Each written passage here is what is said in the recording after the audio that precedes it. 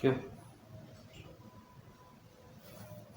بسم اللہ الرحمن الرحیم۔ السلام علیکم ناظرین، میں ہوں غلام عباس اور اس وقت موجود ہیں ہم AJNK man power recruiting agency میں، اور میرے ساتھ شریک گفتگو ہیں یہاں کے CEO جناب محمد بشارت صاحب، اور ہم ان سے جاننے کی کوشش کریں گے اباؤٹ دس ریکروٹنگ ایجنسی کہ یہاں کس قسم کے جو لوگوں کو بھیجنے کے کام کیے جاتے ہیں، آیا اس میں ان کو کس حد تک کامیابی اور ناکامی سے گزرنا پڑتا ہے۔ السلام علیکم بشارت صاحب، کیسے ہیں آپ؟ جی ٹھیک ہے، بسم اللہ الرحمن الرحیم۔ وعلیکم السلام سر، کیسے ہیں؟ الحمدللہ جی۔ اچھا بشارت صاحب، آپ نے اوورسیز امپلائمنٹ پروموٹرز کا لائسنس کب اور کیسے حاصل کیا، اور کاروبار شروع کرنے سے قبل اس کاروبار کے بارے میں کوئی تجربہ تھا آپ کا؟ جی بسم اللہ الرحمن الرحیم۔ سب سے پہلے تو میں شکریہ ادا کرتا ہوں جہاں نیوز کا، آپ کی پوری ٹیم کا، کہ آپ ہمارے پاس تشریف لائیں۔ اور اس کے بعد جب دوسری بات یہ کہ آپ نے بات کی کہ اس فیلڈ کے حوالے سے کہ میں اس فیلڈ میں کب سے آیا اور میں نے اوورسیز کا لائسنس لیا، تو اسٹارٹ میں آپ کو بتاتا چلوں کہ میں 2007 سے تقریباً اس فیلڈ میں آیا ہوں۔ 2007 سے میں نے شروع کیا کام۔ شروع میں نے جاب کی ہے، بڑی اسٹرگل کی ہے میں نے، 2-3 آفس میں نے جاب کی ہے۔ اس کے بعد تقریباً 2012 میں یہاں سے کراچی میں ہوا ہوں اسی فیلڈ میں، تو وہاں پہ میں نے پھر کراچی میں مارکیٹنگ کا کام کیا اسی فیلڈ میں۔ تو اس کے بعد جا کے فائنلی 2018-19 میں نے لائسنس لیا اپنا۔ اس کے بعد پھر دوسری بات آپ نے کی کہ اس میں کیا کون سی دوسرا سوال آپ نے کیا کیا تھا؟ سوری جی، میں نے آپ سے یہ کہا تھا کہ اوورسیز ایک تو امپلائمنٹ کا جو پروموٹر کا لائسنس تھا وہ آپ نے کب اور کیسے حاصل کیا، اور کاروبار شروع کرنے سے قبل کیا اس کاروبار کے بارے میں کوئی تجربہ تھا آپ کا؟ جی، تو جیسے کہ میں نے آپ کو پہلے بھی بتایا کہ میں نے 2007 سے اس فیلڈ میں قدم رکھا، تو میں نے کام کیا، آفس ورک کیا کہ لوگوں کے ساتھ مختلف ایجنسیوں پہ جاب کی، 2 سے 3 ایجنسیوں میں۔ تو اس کے بعد جا کے پھر کچھ تقریباً یہ سمجھ لیں کہ 12 سے 13 سال کے ایکسپیرینس کے بعد میں نے جا کے اپنا لائسنس جو ہے وہ اپلائی کیا اس فیلڈ میں۔ کاروبار شروع کرنے سے قبل جو آپ کے خیالات تھے، ارادے تھے، وہ کاروبار شروع کرنے کے بعد کمزور ہوئے یا ان کو تقویت ملی؟ دیکھیں، بات یہ ہے کہ کوئی بھی بندہ کس فیلڈ میں کام کرتا ہے اس کا ایکسپیرینس ہوتا ہے، تو وہ اپنا اگر کاروبار شروع کرتا ہے تو وہ اس کا ارادہ تو مضبوط ہی ہوتا ہے، اسی لیے وہ کاروبار کو آگے بڑھایا مطلب شروع کرتا ہے۔ تو الحمدللہ میرا اپنا بھی ایکسپیرینس اچھا تھا اس فیلڈ میں، کہ دوسری بات یہ کہ یہ فیلڈ بھی مجھے اچھی لگی، ٹھیک ہے۔ تو میں نے پھر اس میں سوچا کہ اگر اس فیلڈ میں میں نے 13-14 سال کام کیا تو کیوں نہ بندہ اپنا ہی کاروبار اسٹارٹ کرے۔ تو میں نے اپنا کاروبار اسٹارٹ کیا، الحمدللہ چل رہا ہے، شکر اللہ کا۔ موجودہ حالات میں جبکہ ہر بزنس مین پریشان ہے، آپ کے بزنس کی کیا پوزیشن ہے؟ یہ صورتحال کافی گمبھیر ہے۔ دیکھیں، بات اس طرح کی ہے کہ جیسے ہی پاکستان کے حالات ہیں، ایک تو مہنگائی بہت عروج پہ ہے، دوسری بات یہ کہ پاکستانی کرنسی جو ہے وہ بہت زیادہ ڈاؤن ہے، ریال کا ریٹ ہے یا ڈالر کا ریٹ ہے وہ آپ کے سامنے ہے۔ تو ہمارا جو کاروبار ہے اس کا ریٹ جو تعلق ہے وہ سارا ریال پہ ہے۔ ہم کیونکہ عرب ممالک کا کام کرتے ہیں، درہم ہے، ریال ہے، یا پھر اس طرح سمجھ لیں کہ کوئی بھی بیرونی دینار ہے، تو اس پہ ہمارا کاروبار سارا ہوتا ہے، ہمارا لین دین ہوتا ہے۔ تو وہ جو ہے ڈالر کی ریٹ جو ہے قیمت بڑھنے سے ان میں بھی اضافہ ہو جاتا ہے، تو پاکستانی روپے کی قدر بہت کم ہو گئی ہے، اس وجہ سے ہمارے کاروبار میں ڈیفینیٹلی بہت فرق پڑا ہے۔ بشارت صاحب، اوورسیز امپلائمنٹ پروموٹرز میں کامیاب اور نام کمانے والے بزنس مین میں شامل ہیں، جبکہ بہت سارے ناکام لوگ بھی اس میں شامل ہیں۔ دیکھیں سر، جو سوال آپ نے کیا کامیاب اور ناکام کا، تو میں تو خیر یہ نہیں کہوں گا کہ ناکامی کی کچھ وجوہات یہ ہوتی ہیں کہ بندے کی اپنی کمزوری ہوتی ہیں، جی ویری گڈ۔ بندوں کی اپنی کمزوری ہوتی ہیں۔ باقی کوئی بھی بندہ اگر کاروبار ہے، اس کی نیت صاف ہے، وہ کاروبار کو عبادت کی طرح کرتا ہے یا رزق حلال کمانے کی کوشش کرتا ہے تو وہ ناکام نہیں ہوتا۔ اس میں بھی کوئی شک نہیں ہے کہ بہت سارے لوگ فیلڈ میں ناکام ہوتے ہیں، تو میں سمجھتا ہوں یہ پھر ان کی اپنی کچھ غلطیاں ہوتی ہیں جن کی وجہ سے وہ ناکام ہو جاتے ہیں۔ آپ کیا سمجھتے ہیں کہ کامیاب پروموٹر کیسے بنا جا سکتا ہے؟ سر، میرے خیال میں سب سے میں نے جو اس فیلڈ میں ایک چیز دیکھی ہے نا، وہ یہ ہے کہ اس فیلڈ میں آپ کو بہت محتاط رہ کے کام کرنا چاہیے۔ Very sure. کیونکہ اس فیلڈ میں بہت سارے آپ کو ایسے موقع بھی ملتے ہیں جہاں پہ آپ کو ایک غلط قدم بھی آپ کو تباہ برباد کر سکتا ہے. تو اس کا جو میں نے سبق سیکھا وہ یہی ہے کہ محتاط رہیں، کوشش کریں جتنا اچھے سے اچھے لوگوں سے ساتھ کام کریں، اور بہت زیادہ آگے جا کے ہوتا ہے کہ بندہ بہت زیادہ آگے قدم پھیلا کے کام کرتا ہے تو کنٹرول رکھ کے کام کرنا چاہیے، تو انشاءاللہ کامیابی آپ کو ملے گی. آپ نے بشارت صاحب اس کاروبار میں عزت پائی یا مطمئن نہیں ہیں؟ سر اس میں آپ کے سوال کا جواب میں اس طرح دوں گا کہ یہ ہمارے والی جو فیلڈ ہے اس میں موسٹلی لوگوں کا خیال ہے، جو ہمارے بارے میں خیال ہے وہ ٹھیک نہیں ہوتا. اکثر اوقات بہت ساری جگہوں پہ ہم نے دیکھا ہے لوگ ہمیں کہتے ہیں یہ ایجنٹ ہے، ٹھیک ہے. اور دوسری بات یہ کہ عزت کی اگر بات کی جائے تو دیکھیں کوئی بھی کاروبار ہے، کوئی بھی معاملات ہیں، اس میں انسان پیسہ کماتا ہے. آج کل کے دور میں زیادہ تر اگر دیکھا جائے تو پیسے والے کی عزت ہے، ٹھیک ہے.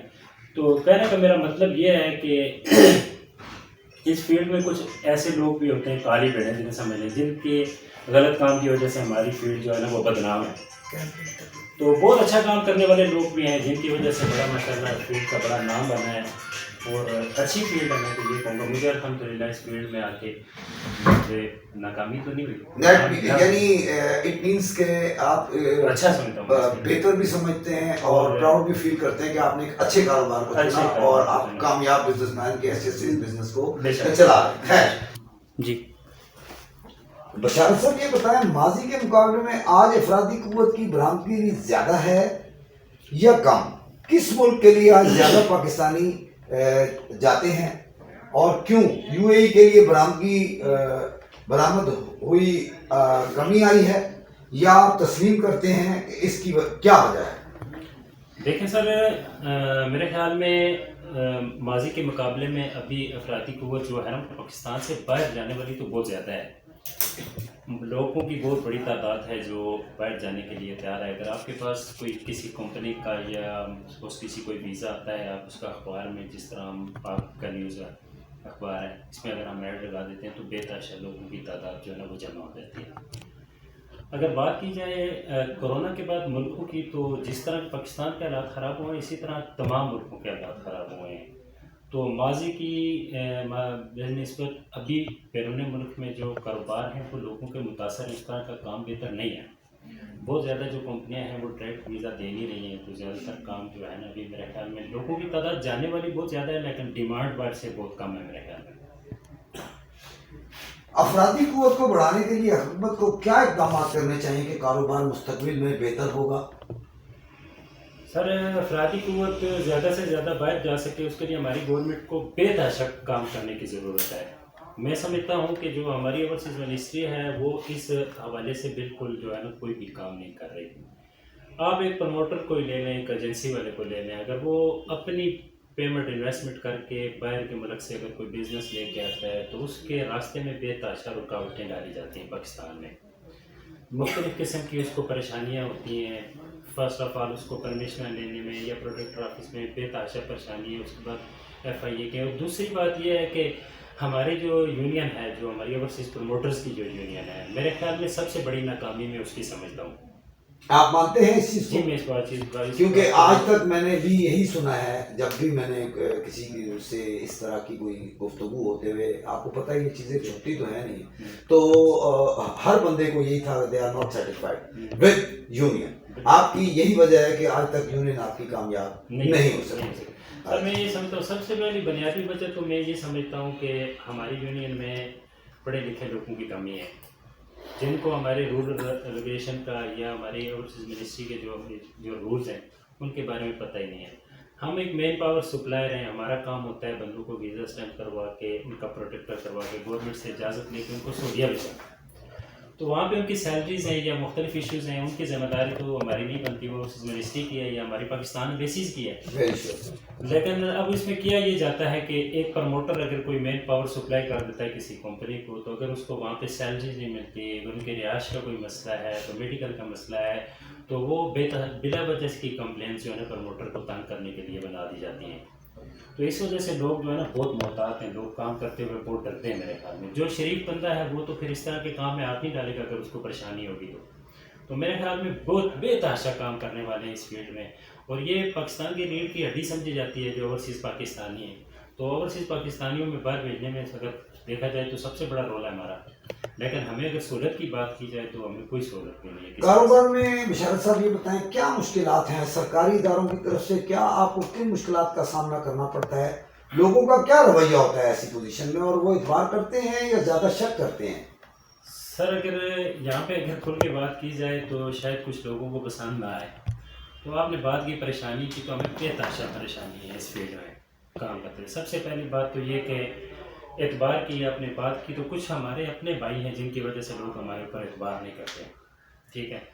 اور دوسری بات اگر آپ دیکھیں کہ اگر فرض کریں کہ ہم اپنا کوئی کاروبار یا انویسٹمنٹ کر کے باہر سے پیسے لے کے آتے ہیں، تو اگر ہماری وہاں پہ انویسٹمنٹ ڈوب جاتی کسی وجہ سے ڈوب جاتی ہے، تو اس کی کوئی ریکوری نہیں ہے. گورنمنٹ آف پاکستان کی طرف سے اس کی ہمیں کوئی کسی قسم کی کوئی سپورٹ نہیں ہے. حکومت وقت کو ہمارے پلیٹ فارم سے کیا پیغام دینا چاہیں گے آپ؟ سر سب سے پہلے تو میں آپ کا پھر دوبارہ شکریہ ادا کروں گا، اور دوسری بات یہ کہ میں جہان نیوز کے پلیٹ فارم سے گورنمنٹ آف پاکستان سے ریکویسٹ کرنا چاہتا ہوں کہ ہمارا جو یہ اوورسیز امپلائمنٹ پروموٹر ایسوسیشن کی ایک یونین ہے، ایک بہت بڑا ایک سمجھ لیں کہ پاکستان کے معاشی اس میں بہت بڑا رول ہے ہمارا، کیونکہ ابھی فی الوقت پاکستان کے حالات ایسے ہیں کہ ہم جن بندوں کو ہم باہر بھجواتے ہیں روزگار کے سلسلے میں، پاکستان میں ان کے ایسے سسٹم تو نہیں ہے کہ لوگوں کا نظام جی جی. تو پاکستان گورنمنٹ آف پاکستان کو یہ چاہیے کہ وہ اپنی جو ہماری ایمبیسیز ہیں، یو اے ای میں ہے، قطر میں ہے، سعودی عرب میں ہے، تو ان کو تھوڑا سا یہ بتائیں کہ وہ تھوڑا لیبر کے حوالے سے جو ہے نا ان کے معاملات دیکھنے میں تھوڑا ایکٹیو ہوں، ٹھیک ہے. اگر لیبر کے کوئی مسئلے مسائل ہوتے ہیں، وہ کوئی کمپلین ہے یا کوئی پاسپورٹ رینیول ہے یا کسی میں آپ کو ایک چھوٹی سی مثال دینا چاہوں گا، آپ کا ٹائم زیادہ نہیں لوں گا، پہلے ٹائم کافی ہو گیا. ابھی میں سعودیہ میں گیا ہوں تو قریباً کچھ عرصے پہلے، تو وہاں پہ ایک کمپنی میں ہمارے کچھ بندوں کا ایشو تھا تھوڑا سا، تو فلپائنی ایمبیسی کی کچھ 2 بندوں کی سیلری رکی ہوئی تھی، تو یہ سمجھ لیں کہ 48 آورز میں انہوں نے اپنی جو لیبر ہے اس کے مسئلے ایشوز کو حل کروا لیا، جبکہ ہماری ایمبیسی نے 3 مہینے تک ہماری کمپلین نہیں سنی. تو گورنمنٹ کو چاہیے کہ اپنے ایمبیسی کو جو لوگ ادھر بیٹھے ہیں اپنی لیبر کا خیال رکھیں. تو اس کے بعد ہماری بے تحاشا جو فیسوں میں اضافہ کیا ہے، تو فیسوں کے بارے میں تھوڑا خیال رکھیں، کچھ سہولتیں دینے کے بارے میں بھی. اچھا، ایک